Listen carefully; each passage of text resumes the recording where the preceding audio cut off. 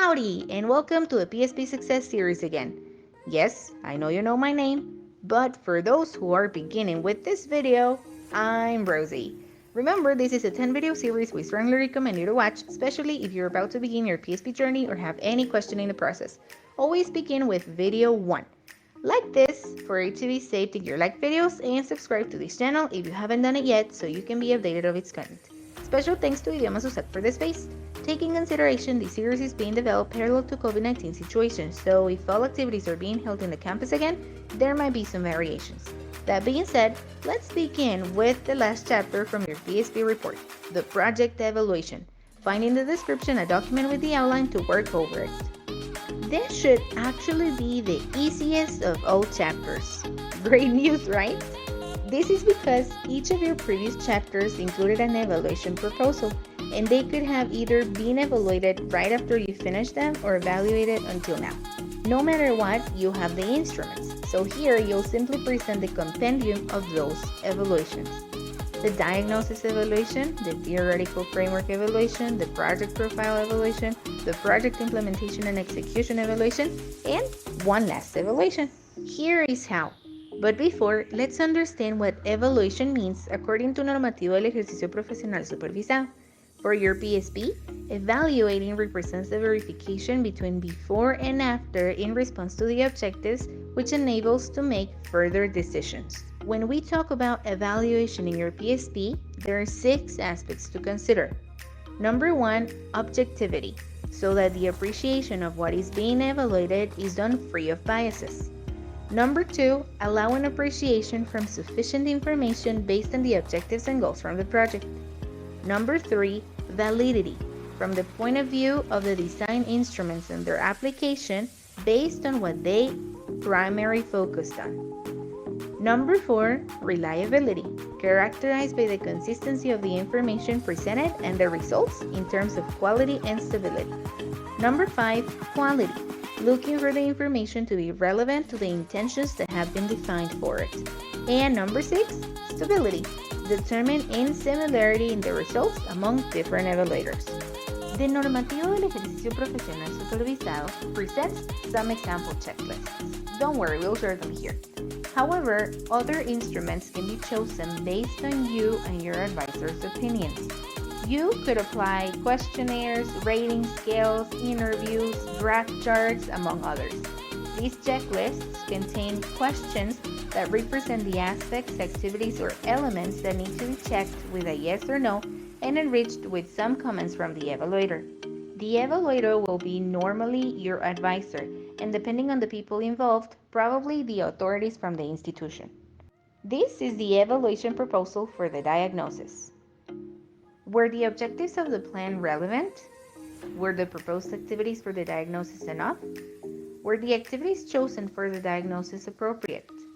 Were the diagnostic instruments designed and applied according to the research techniques? Was the proposed time for diagnosis enough? Was there enough collaboration from the institution for the completion of the diagnosis? Were the consulted sources enough for the diagnosis presentation? Was the context to which the institution belongs characterized? Was the description of the institution's present functionality included? Were the lacks in the institution determined and presented? Were the lacks presented as problems and analyzed in terms of inquiry problems and hypothesis actions? Was the prioritization of the problems the correct one? Was the selected hypothesis or selected solution pertinent? Was the list of consulted sources presented? This is the evaluation proposal for the theoretical framework. Was the presented theory correspondent to the hypothesis action? Was the presented content clear enough in relation to the selected solution? Were the consulted sources enough for the characterization of topics? Were the in-text citations included properly according to the selected system? Were all the references correspondent to the chosen system? Was the student's input evident in the development of the presented theory? This is a proposal for the project evaluation. Was the full identification of the institution presented? Was the selected problem a match with the prioritized in the diagnosis? Was the hypothesis action correspondent to the prioritized problem? Was the selected solution accurate to the intervention? Was the justification of the project valid against the selected problem? Was the impact of the selected solution clearly stated in the general objectives? Were the specific objectives relevant to the achievement of the general objective? Were the goals verifiable quantifications of the specific objectives? Were the proposed activities oriented to the achievement of the specific objectives? Were the beneficiary well identified? Were the chosen techniques pertinent to the proposed activities? Was the time stated for each activity appropriate for its completion? Were the people in charge of each activity clearly stated? Were all expenses for the implementation covered in the budget? Were the unexpected expenses taken into account for the budget?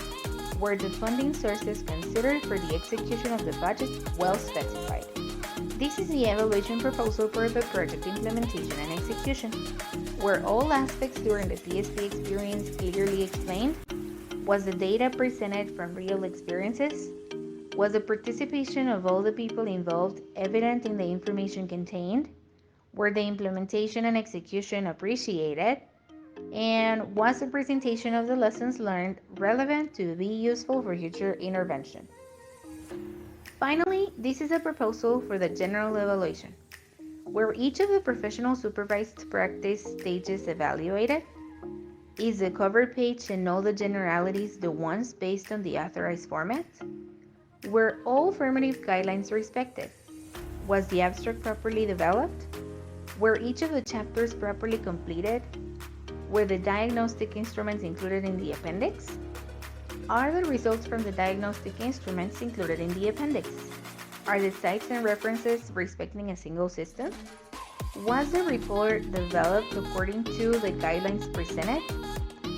And are the references including all the information they are supposed to based on the selected system? My personal recommendation, make sure your evaluation covers at least the aspects presented in the previous examples, so you are able to say, PSP success almost achieved. This was Rosie, and no, this wasn't the last video, but it was the last about your report and process itself. Next two videos include next steps. So talk to your advisor, get ready, and continue watching once your report has been approved. See you in our next video.